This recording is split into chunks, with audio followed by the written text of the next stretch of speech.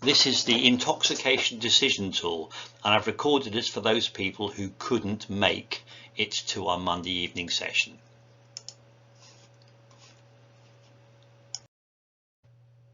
Okay, we don't need this, you know that.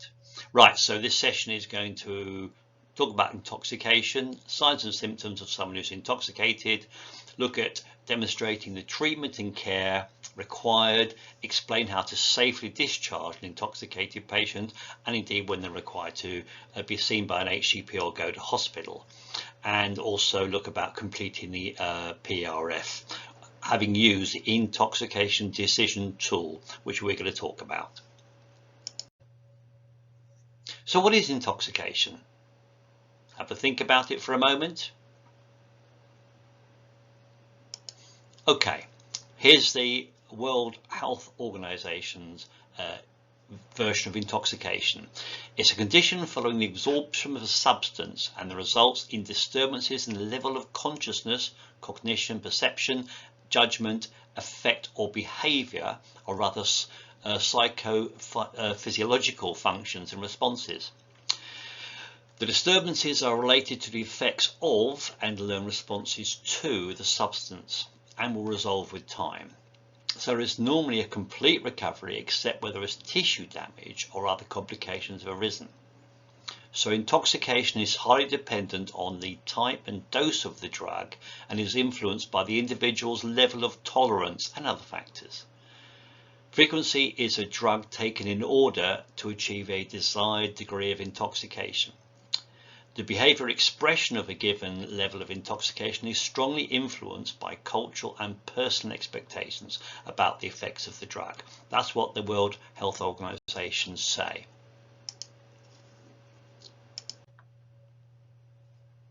So we see that intoxication can involve a prescribed drug, a social drug, or indeed something like alcohol. So it isn't just about alcohol, it's all sorts of other drugs. So what does an intoxicated person look like? Well, if we think to our Dr. ABC, okay, they may be confused. They may have severe slurred speech. There may be loss of coordination. There may be vomiting, irregular or slow breathing. They may be hypothermic or hyperthermic. Reduced levels of consciousness. They may have seizures. They may have chest pain. They may have a respiratory depression, that is a rate which is lower than we expect, less than 10 per minute. They may be agitated, have a behavioural disturbance and indeed hallucinations. So any of these may describe an intoxicated person. Of course, some of these things are due to other things which are not linked to intoxication. For example, hypothermia, maybe arising from running or something like that. It may be ill, which leads to vomiting, slurred speech, loss of coordination and so on. And of course we know about seizures and chest pains. So is it intoxication or is it something else which we need to consider? Like I say, maybe head injury, it may be something else like meningitis, or it may be interaction with other regular drugs taken. So we have an intoxication decision tool. Okay, let's look at what we normally do in our DRABC. Check for danger, check for response. Now, in terms of response, I want to include something new. We normally have our AVPU, but we've got one in the middle now. It's a confuse. So we've now got ACVPU. Alert, confuse, respond to voice, respond to pain. I like to use the word pressure, or indeed unresponsive. So of course we take observations. This is a regular thing we do. So we're looking at the obvious things: respiratory rate, heart rate, blood pressure, temperature, oxygen saturations, BMs, pupil size, all the things we take when we're doing observations. We also look at the patient assessment and of course the full history, what's taken. Very often we're dealing with someone who is intoxicated. We're looking to find out what's happened from friends, family, people who are around them, if we can. And of course, our secondary survey, our sample, signs and symptoms, allergies, medications, the past medical history, the last food and or drink taken, and the events leading up to this particular episode. And of course, we look at assessment of any signs of other injury which may have occurred. Right, what we use now, and I want to refer to this particular document. This is part of the intoxication decision tool. So what we've got now is we've got 5 particular conditions that we're considering. I want to go from right to left. So let's look at the first one. It's in green. There's no altered consciousness, so this person is now responsive. The patient is able to walk independently. The patient is showing no signs of other injury, and observations are all within our normal limits. Okay, so someone has been intoxicated to some extent, but they're able to make their own decisions. Okay, they can go back to the event. So that's the first condition we're interested in. Okay, let's get a little bit more serious. It's still in the green area. We've got altered consciousness due to this intoxication. Look at what we got here. The patient is over 18 years. People who are in some way intoxicated or under the age of 18 is another issue, and we need to therefore to accelerate that. So the patient is initially over 18, but they're unable to walk. Given that, the observations we take are all within normal limits. Okay. There's a good chance if they sleep it off, if they're looked after, we can discharge to some sort of safety with advice. So this might be calling in for parents or friends to take them home. But no need, therefore, to take them to hospital or call for an ambulance. Okay, let's move into the yellow now, where there is a history of additional injury or indeed loss of consciousness. So there may be a head injury. There may be a history of unconsciousness. This has happened before. Or maybe we don't know what's happening. We don't have an adequate history. There aren't people around who can give information, and that person cannot give you information. This person now needs to be taken to hospital. Because there is nothing very specific, we probably need to take them in an ambulance into hospital in the minors area. Moving on to the orange area, where there's an altered conscious level, not wholly or attributable to the alcohol. Okay, maybe alcohol, but let's look at the substance they may have taken. So there's an altered conscious level and a neurological effect, so agitation, difficult behavior. Maybe when we take our signs and symptoms, there's an element of hypothermia, very cold, hyperthermia, indeed very hot. Or maybe there is a significant injury which has been sustained. For example, they've broken the leg, or there's something else. They've got a significant head injury. Well, obviously they're going to the hospital, and the ambulance are going to take them to the majors area. Okay, and now we move on to the very serious one. This is the red section. The airway has been compromised, so maybe breathing is affected. They're in significant shock. We've got an unresponsive child, someone who's under 18, having a seizure, something which is very significant. Clearly they need to go to hospital. Clearly they would need to go to the resource area. This is a significant event. So you can see that 3 of those listed there involve calling for an ambulance, and they're off to hospital. Whereas the previous 2, well, they will either go back to the event, or they will need to be discharged with assistance.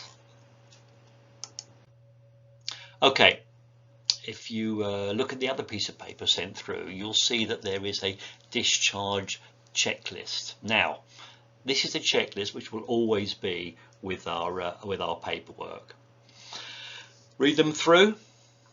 Does the patient have an acute medical problem? A significant thing which has happened right now. Has the patient had a loss of consciousness within the last 24 hours that is believed to be related to this acute illness or injury? Does the patient have a chronic medical condition that needs to be assessed in a A&E? Has the patient sustained a significant traumatic event, head injury for example, within those last 24 hours?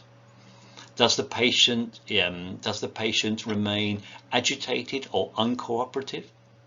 Has the patient been aggressive at any time during this particular treatment? Is the patient incontinent?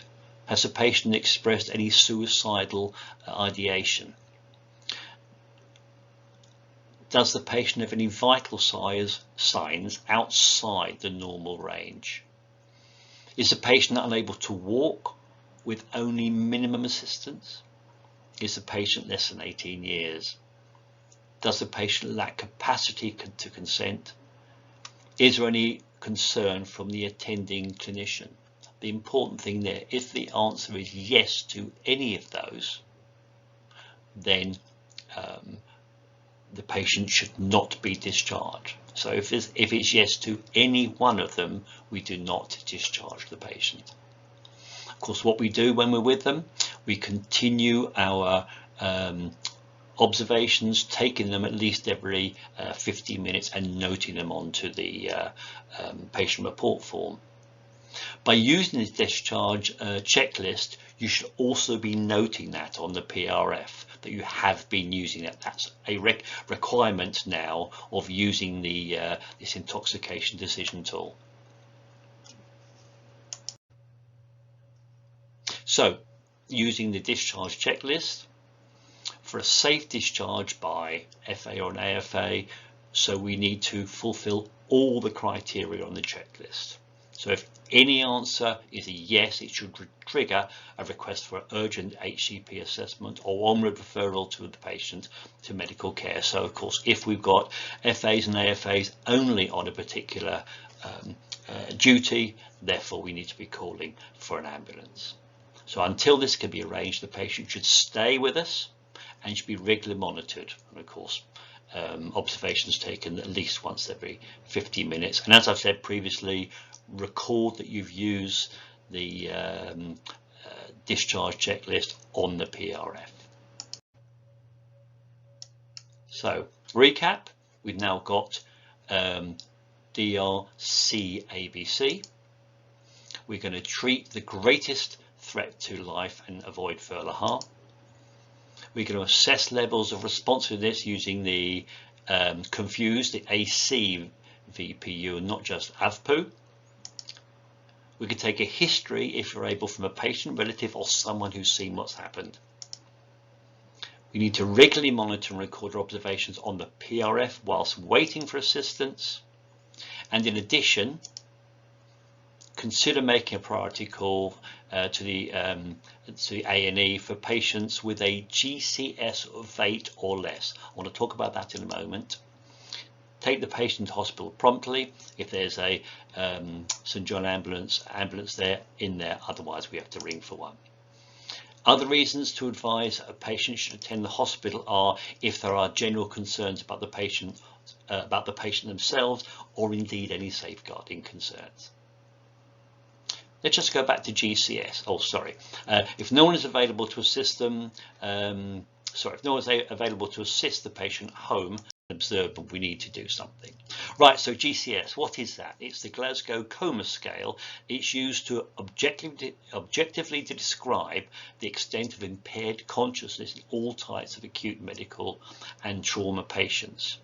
The scale assesses patients according to 3 aspects of responsiveness: eye-opening, motor and verbal response. This is used often by ambulance crews and indeed the hospital. Quick look at this. Okay, so in terms of eye-opening, if the eyes open spontaneously, 4 points. Eyes open to verbal command or speech or shouting, 3 points. Eyes open to pain not applied to the face, 2 points. Or if there's no eye opening, 1 point. So you can see there's a graded scale. Likewise, verbal response, was orientated 5, and there's a gradual down to no verbal response, which is 1 point. Motor response obeys commands for movement, 6 points, and again there is a gradual reduction until there's no motor response, which we get 1 point. Look at the bottom. Minor brain injury, 13 to 15 points.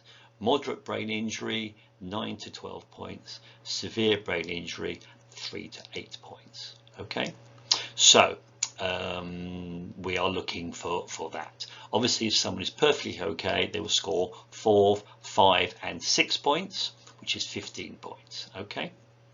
Of course, if there's no eye opening, no verbal response, no motor response, 3 points. Okay, at BJB, we're going to look at a number of scenarios. I will send those scenarios separately.